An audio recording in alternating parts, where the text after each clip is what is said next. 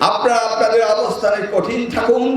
কি করে আপনারা ভাবতে পারেন যে অন্যায়কে প্রশ্রয় দিতে আমাকে নির্দেশ দেওয়া হবে? এই বাংলাদেশ হতে হবে এডুকেশনাল হাব।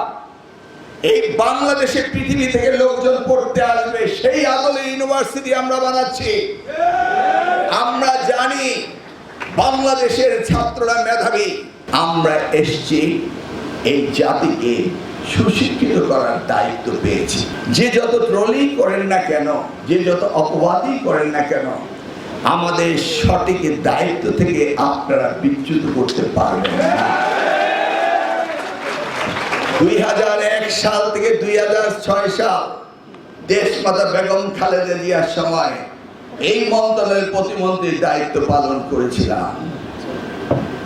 আর আজকে তারই জ্যেষ্ঠ সন্তান জনাব তারেক রহমানের আন্ডারে আমি দায়িত্ব পালন করছি।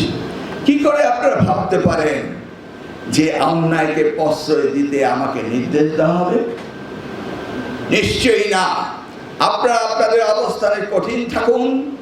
লেখাপড়া আমাদের করতেই হবে এবং তার মান উন্নয়ন আমাদের করতেই হবে।